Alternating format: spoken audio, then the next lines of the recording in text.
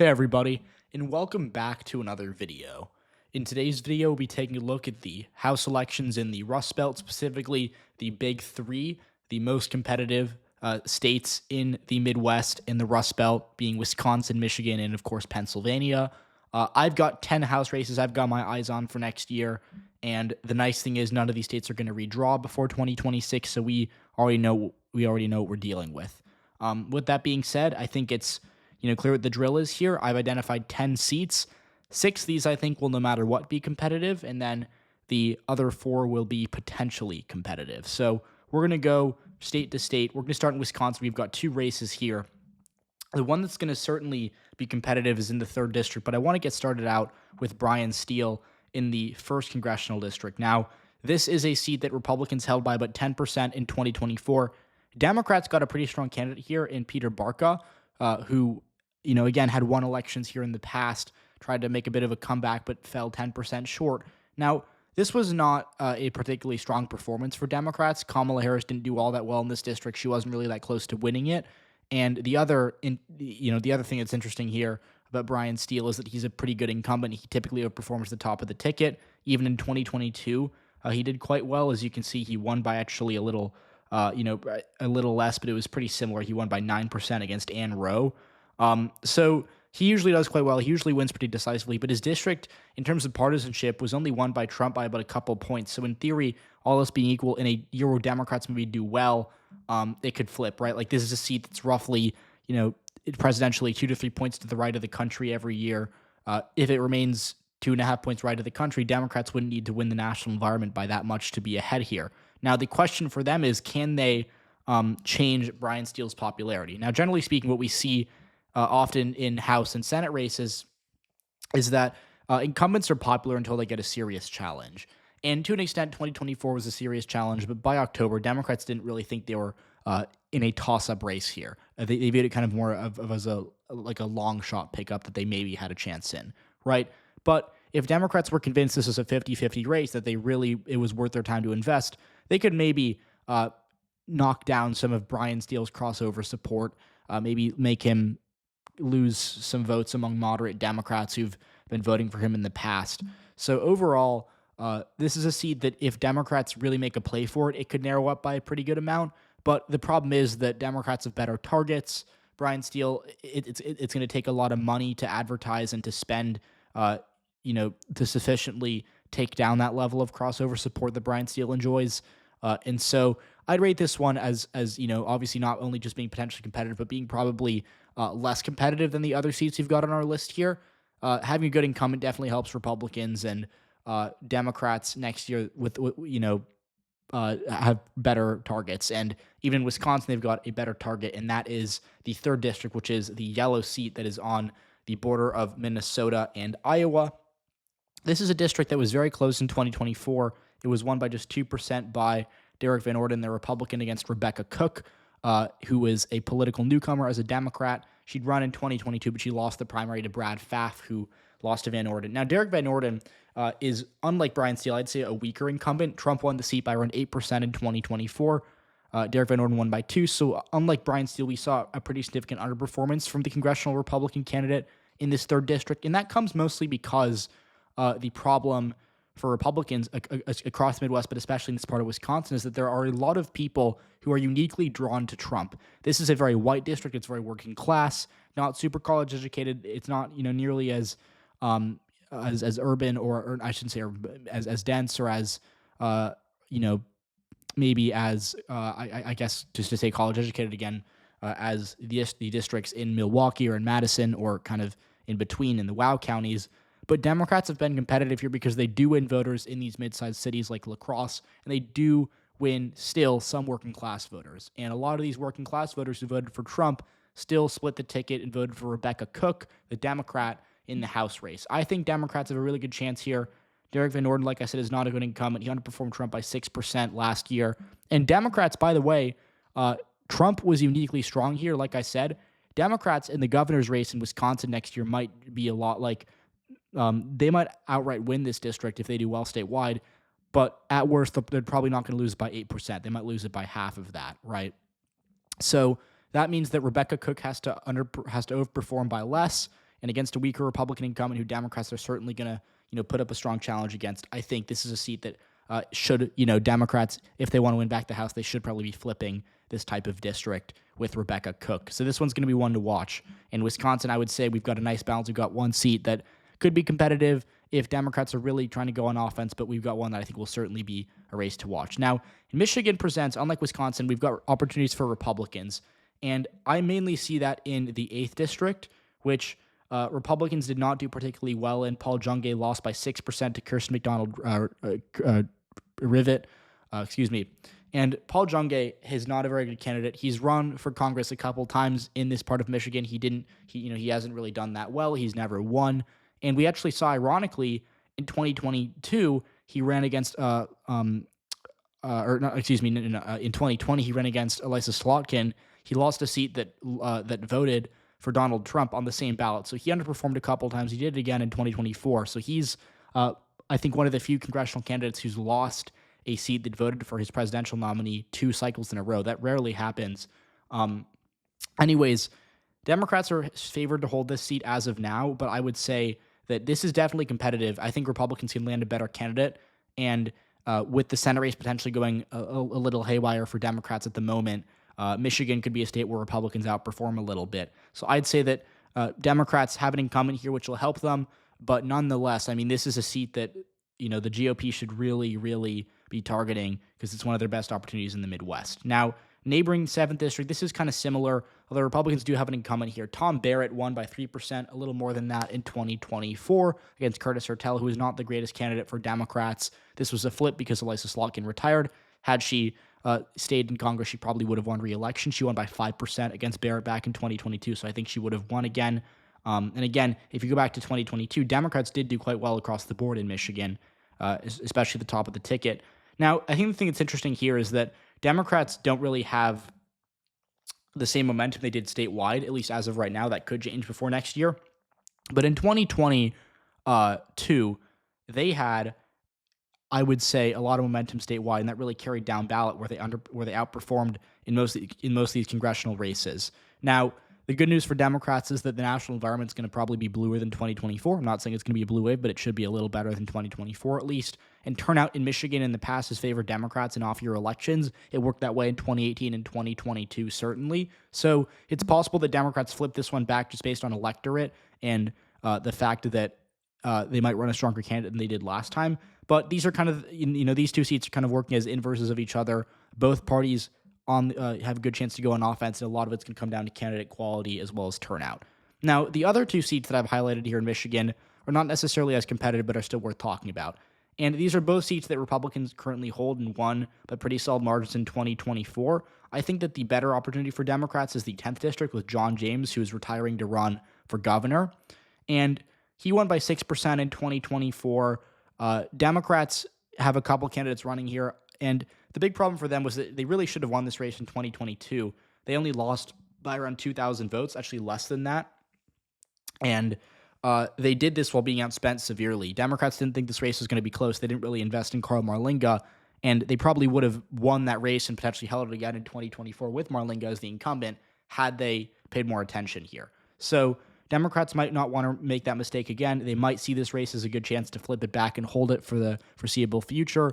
Just because it is a midterm electorate. This is an area where Trump is really popular, right? Like a good example is Macomb County. Gretchen Whitmer won it by a couple points in the 2022 governor's race, but Trump won it by 14 against Kamala Harris. There are a lot of working class white voters who are Democratic down ballot. They voted for Gretchen Whitmer, have voted Democratic in many elections locally, but have swung towards Trump in 2024. This is also one of the districts where Elisa Slotkin did the best relative to Kamala Harris. She outran Kamala Harris by, I think, 4 to 5% here, or I think maybe even 6% in this district. So there's a lot of, ticket splitting that's occurring here. A lot of working class voters who are uniquely interested in Trump. And I would say that without Trump on the ballot, that's a bit of a concern for Republicans. Nonetheless, John James, the top of the ticket, is probably going to carry the district, which will help, coattails in the GOP have done well in Macomb County. It's just a right trending area. So it's kind of the battle of turnout's going to benefit Democrats, but I think trends and local dynamics might favor Republicans here. So this is one where Democrats, they have a clear path. It's clearer than it is in other races, but I do think that Republicans are probably going to be holding on to the seat, although it's one to watch. Now, this one's a bigger stretch to me. This is the 4th district, which is a bit more left trending than the 10th, certainly, but Republicans have a good incumbent in Bill Huizenga. He's running for re-election. He won by 12 points in 2024. He outran Trump by, I think, 5 or 6%, which was quite strong. So he's a good incumbent. Democrats, I think the only way they win this one is if they do better than expected in the governor's race and in the Senate race. If Michigan kind of turns around for them, because this is a left-running district, this does take in, some bluer areas like Kalamazoo. So turnout could definitely benefit Democrats here. But overall, this is one that I think is probably the biggest reach on the list for either party. Now, let's go to Pennsylvania. This is a state that I think has 3 really interesting races and one that's going to maybe be interesting. We'll start in Bucks County, which is with our green, potentially competitive race. 2024, Brian Fitzpatrick. This is a seat that did vote for Kamala Harris by about a point. Fitzpatrick won by 12. He's one of the most moderate Republicans in the House. He's liked by voters. He does quite well with like Democrats and independents to an extent. So he's been able to hold on through that crossover appeal. Now, it's kind of the same thing as what I said in the 1st district of Wisconsin. If Democrats think that they've got a 50-50 shot and they think it's worth their time to invest, they can knock down some of that crossover support. There's a bit of low-hanging fruit for Democrats so they can win over some Kamala Harris voters and get Brian Fitzpatrick to fall down to maybe 52% instead of 56%. But getting a majority is going to be tricky when you do have a good incumbent like this. So the good news for Democrats here, Josh Shapiro is probably going to do well in this district. He's probably going to carry it if we're being realistic. But the bigger problem is that Brian Fitzpatrick's one of the most well-liked House Republicans right now in a competitive district, obviously. And he has been able to withstand strong challenges in the past, like in 2020. And also, Democrats, like it's the same thing as I said in Wisconsin, they have better opportunities even within the state.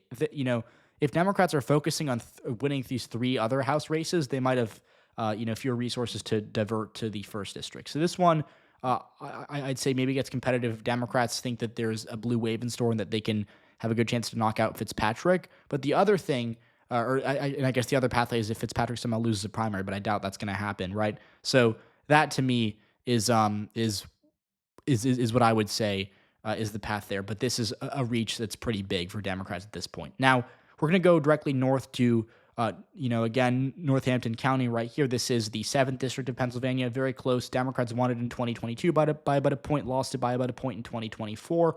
Susan Wiles was the former incumbent here. She was expected to win in 2024. She actually lost in a bit of a minor upset. It was about 4,000 votes she lost by.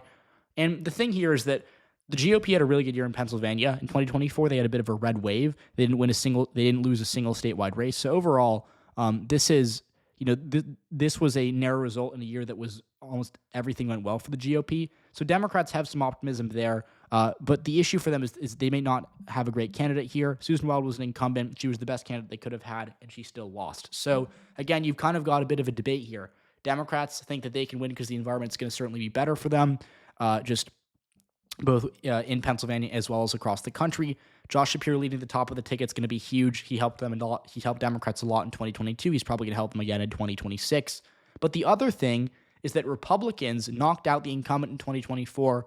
They have the incumbent of their own now. So it'll be one to watch. It's going to be a marginal seat again. But the question is really, can Democrats win back some of these working class voters in these mid-sized cities in the Midwest? This district is a really good case study for that.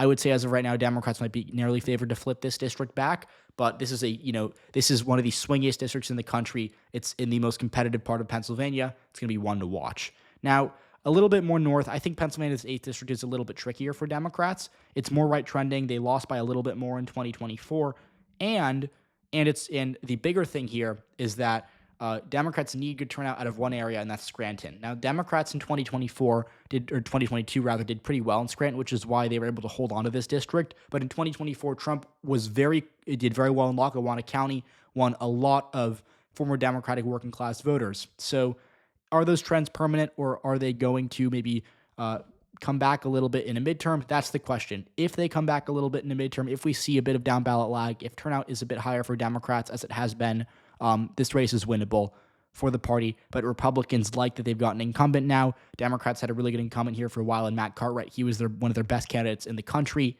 Him going down is a pretty severe thing. So overall, this one's a little trickier to flip for Democrats, but I would definitely say it's on the board. It's absolutely going to be, I think within a point or so, even if the path is a bit easier for Republicans at this point. Now, Republicans, they're going to try to hold on to the 10th district. Now, this one is going to be, I think, one to watch, especially if you're a Democrat, because I do think this is probably the best opportunity for Democrats in Pennsylvania. Now, as you can see, it was a 5,000 vote margin in 2024. It was very close between Scott Perry and Janelle Stelson. Democrats put in some money here, but they did not, from what we know, Democrats thought they were going to lose this race by a little more than they ended up losing by.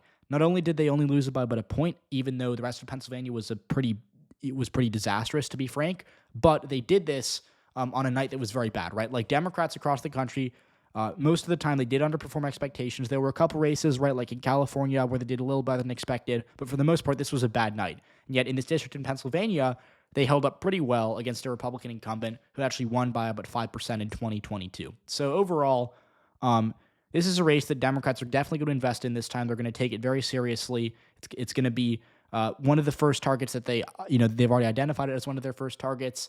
And Scott Perry, the Republican incumbent, did not do well in 2024 at all. He underperformed Trump by about 5%. And this is an area, right? Like this is an area where there's usually down ballot lag. I talk a lot about working class voters who are Democrats down ballot who vote for Trump in areas like, Flint, Saginaw, Michigan, or Scranton, Pennsylvania.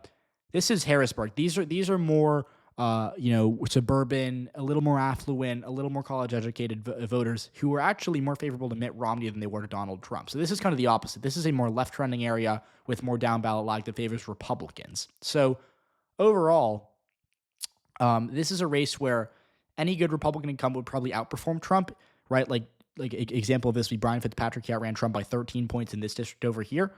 But in the 10th district, Scott Perry, not only did he only win by 1, but he actually underperformed Trump by a couple of points too. So this is one where it's kind of like the 3rd district of Wisconsin. You have a pretty weak Republican incumbent. If Democrats want to win back the House, they've probably got to have both these races. So those are our 10 races I wanted to go over. I wanted to give you all previews. And the question is, right, like, can Republicans hold on to the House? Now, we're going to talk more about it, but we've already talked a lot about mid-decade redistricting, which is going to help Republicans probably on net. We'll see if Missouri and Indiana redistrict. It seems more likely than not that they might actually do that.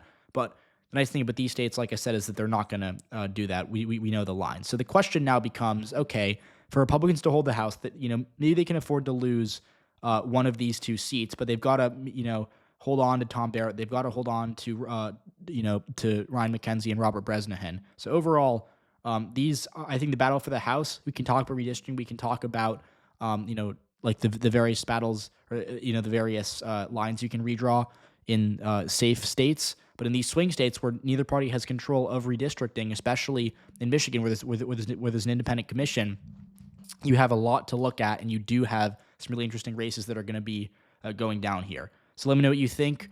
Please do let me know what you're expecting to happen in these races. Give me one race you're looking at, and I'll talk to you all very soon.